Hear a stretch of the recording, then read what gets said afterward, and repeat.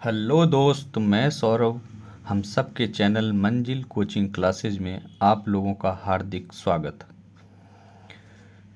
मैं आज मैप के माध्यम से हम लोग प्रमुख बंदरगाहों के बारे में चर्चा करेंगे। आज हम लोग 12 बड़े बंदरगाह तथा अन्य कुछ छोटे बंदरगाहों के बारे में बात करेंगे। बड़े बंदरगाह वो बंदरगाह होते हैं जो केंद्र सरकार द्वारा प्रशासित तथा उनका देखभाल किया जाता है, ठीक। और जो छोटे बंदरगाह होते हैं उनका देखभाल राज्यों के द्वारा किया जाता है। तो ठीक, तो बड़े बंदरगाह मुख्यतः भारत में 12 हैं। तो पहले 12 को देखेंगे, इसके बाद फिर छोटे बंदरगाहों में लगभग कुछ बंदरगाह जो प्रमुख बंदरगाह हैं, जो एग्ज़ाम के दृष्टिकोण से मुख्य हैं, उनको देखेंगे।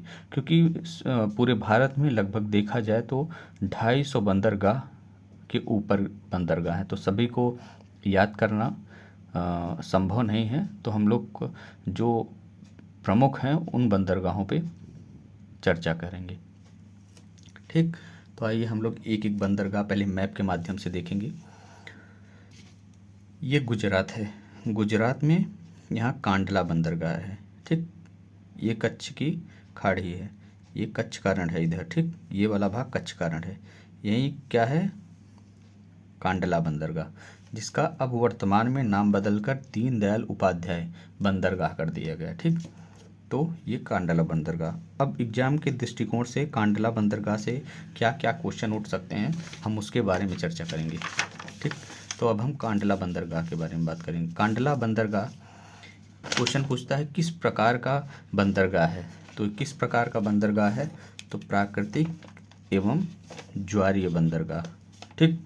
फिर इसकी स्थापना स्वतंत्रता के बाद पहला बंदरगाह है जिसकी स्थापना की गई।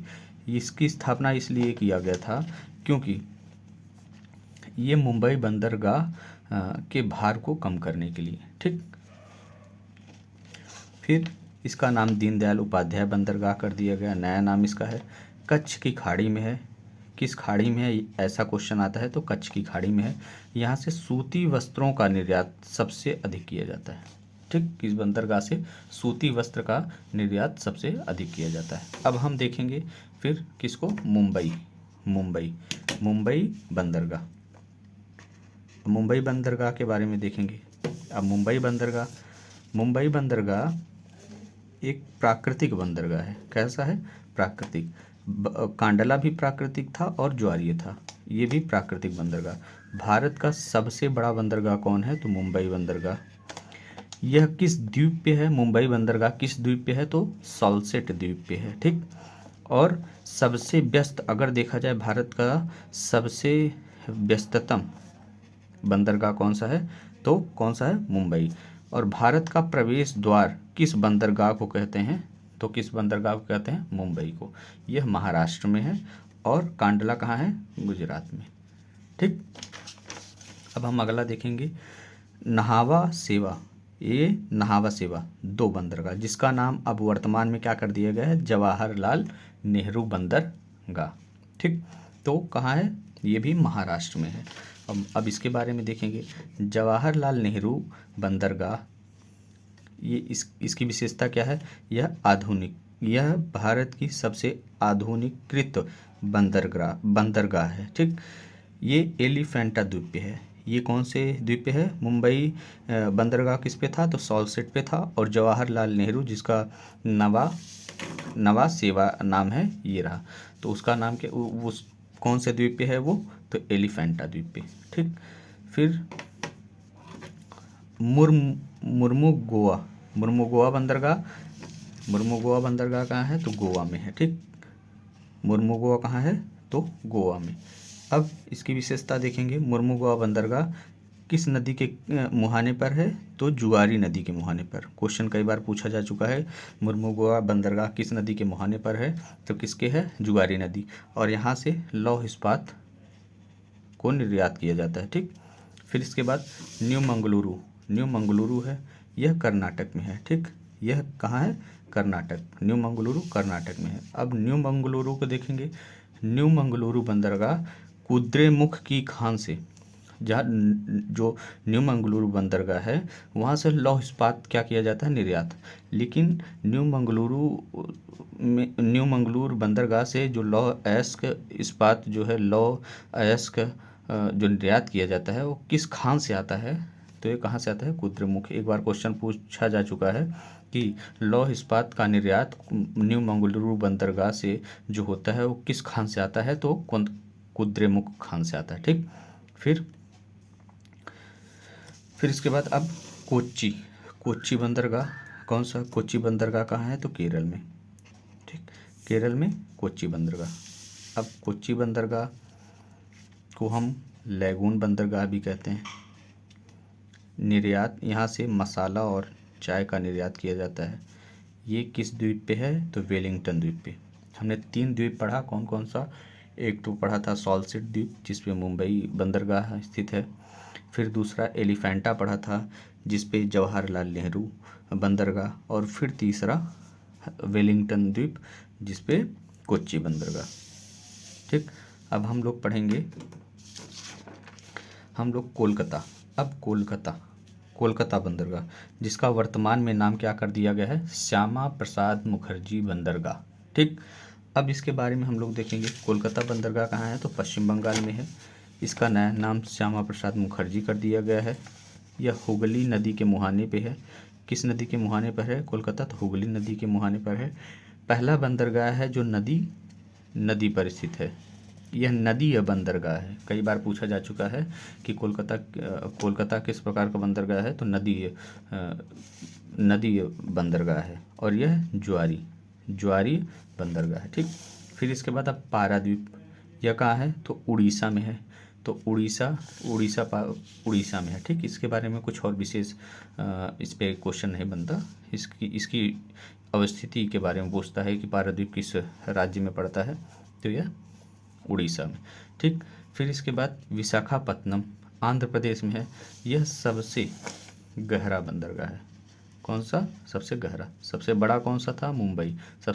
सबसे गहरा तो विशाखापत्तनम आंध्र प्रदेश में है। कहाँ है, आंध्र प्रदेश। ये क्या है, ये देखिए, ये यहाँ से यहाँ तक ये सब क्या है, वेस्ट बंगाल। ये क्या है, उड़ीसा। ठीक, उड़ीसा। और ये क्या है, आंध्र प्रदेश। ये क्या है, तमिलनाडु। ठीक, ये केरल, ये कर्नाटका, ये क्या है, गोवा, ये क्या है, महाराष्ट्र, ये क्या है, एमपी, ये क्या है, गुजरात, ये क्या है, राजस्थान। फिर इसके बाद ये देखिए, दिल्ली है, ये हरियाणा है, ये क्या है, पंजाब, ये है चंडीगढ़, ये क्या है, हिमाचल प्रदेश, ये क्या है, उत्तराखंड, और ये है आपका यूपी, ये है आपका बिहार, ये है आपका छत्तीसगढ़, ये आपका है झारखंड। ठीक, इसके बाद पश्चिम बंगाल, ये है सिक्किम, ये भूटान है। ठीक, ये नेपाल है, ये क्या है, अरुणाचल प्रदेश, ये असम है। ठीक, ये क्या है, मेघालय के बाद ये है त्रिपुरा, ये क्या है, मिज़ोरम, और ये क्या है, मणिपुर, और ये नागालैंड, एन से नागालैंड। ठीक, तो ये हमारे सब राज्य हो गए। ठीक, अब हम देखेंगे चेन्नई के बारे में। तमिलनाडु में एक क्या है, बंदरगाह, तो चेन्नई एक कृत्रिम बंदरगाह है। ये कृत्रिम बंदरगाह है।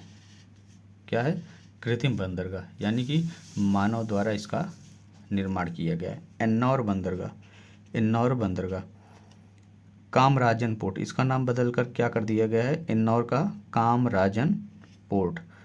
ठीक, तो एन्नौर बंदरगाह कामराजन पोर्ट कर दिया गया। फिर इसके बाद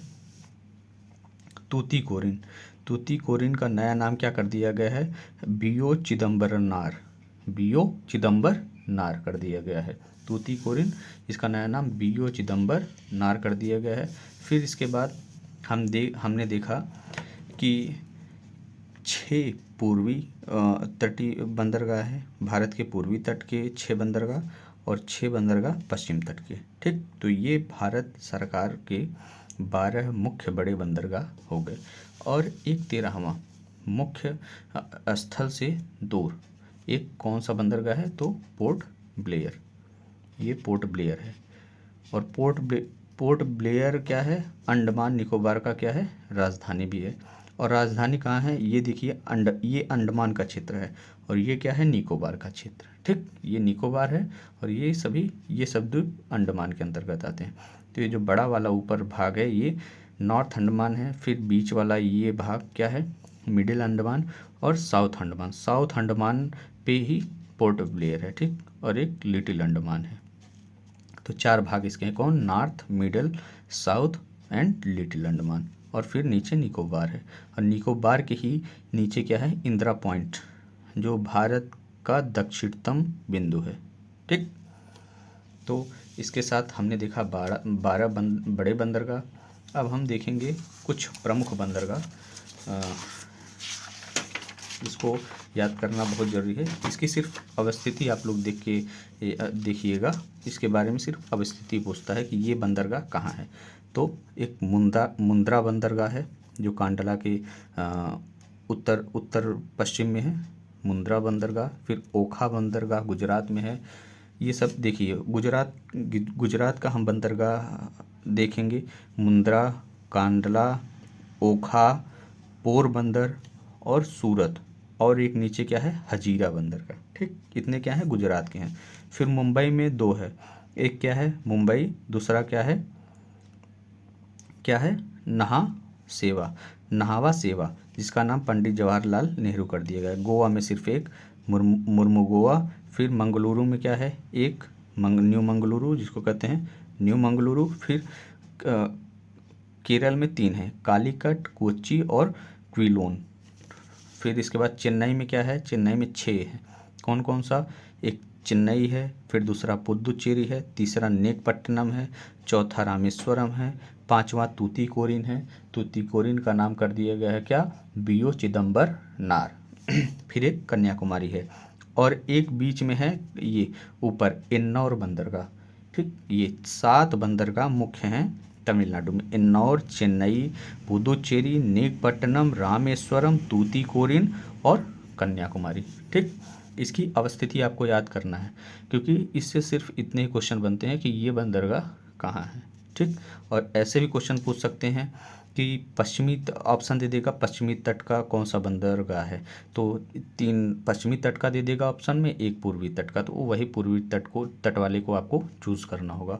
ऐसे ही पश्चिमी दे देगा, 3 पूछ लेगा कि इनमें से कौन सा पश्चिमी बंदरगाह नहीं है, तो 3 पश्चिम तट का दे देगा, 1 पूर्वी तट का दे देगा और वही पूर्वी तट आपको चुनना है। ठीक, इस प्रकार से यहाँ क्वेश्चन बन सकता है। फिर इसके बाद बन सकता है कि इसकी अवस्थिति को लेकर के कि ये बंदरगाह कहाँ है, किस राज्य में स्थित है। ठीक, और फिर इसके बाद हम लोग देखेंगे क्या?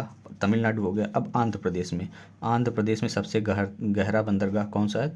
विशाखापत्तनम, फिर काकीनाडा, फिर मछलीपट्टनम। ये 3 बंदरगाह आंध्र प्रदेश के प्रमुख हैं। ठीक, फिर इसके बाद उड़ीसा में एक बंदरगाह है पारादीप, ये सबसे महत्वपूर्ण है। ठीक, उड़ीसा का एक सबसे महत्वपूर्ण बंदरगाह तो पारादीप। फिर पश्चिम बंगाल के 3 सबसे मोस्ट इम्पॉर्टेंट बंदरगाह, कोलकाता, जिसका नाम श्यामा प्रसाद मुखर्जी कर दिया गया है।